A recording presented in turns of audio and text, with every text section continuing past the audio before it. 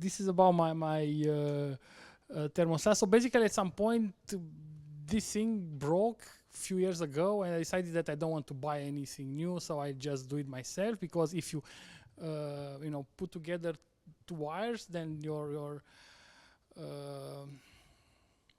centrale, your heater is starting. Okay, sorry, are not my usual words. So anyway, this was the existing. So this is how my thermostat looks like, pretty much. The problem is that I was using a remote. The remote is from my fish.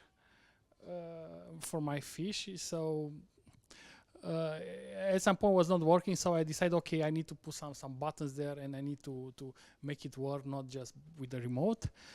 But basically, it's having a small screen. This one is a screen, and you can see the temperature. You can set up, your desired temperature, and you can see also the air quality and stuff like this.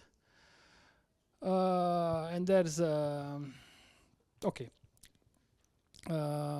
So this was the existing one. So this year I decided to add this component, which will be a joystick.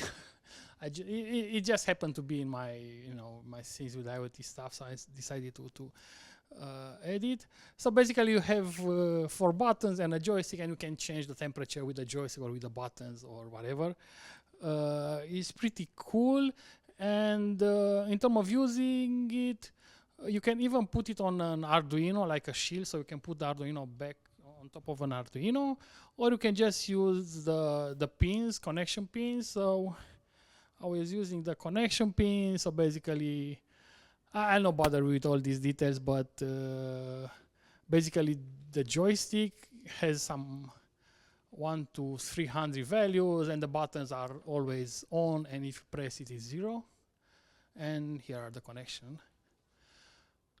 And you can see the initialization if you want. These are the pin number 2, 3, 4, 5, and very important, you need to set up the pin mode as an input, because initially I didn't done this and I didn't know why it's not working.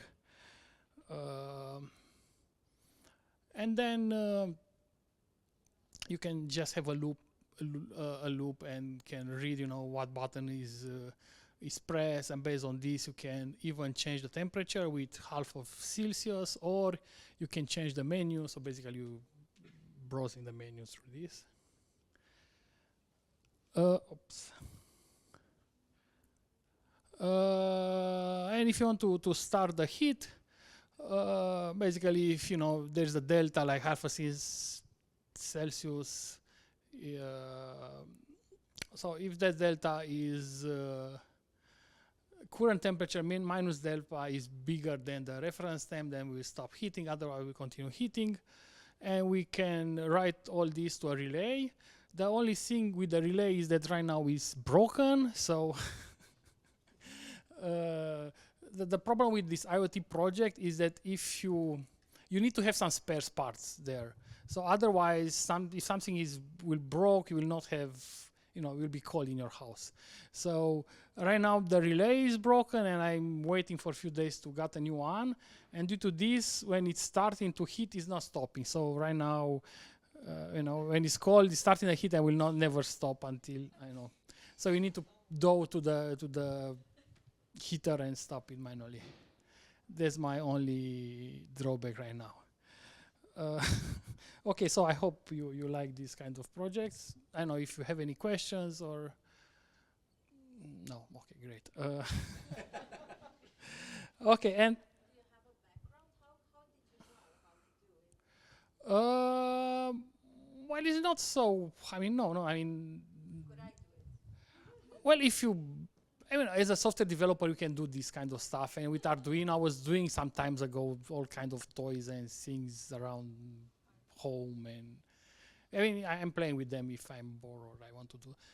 My latest project was Talk to God, the project that was with a Raspberry Pi, and you were talking with a camera, and that got translated into text, and text was sent to ChatGPT, and you got back the answer. And was like talking with someone, and always got an answer. So that was funny.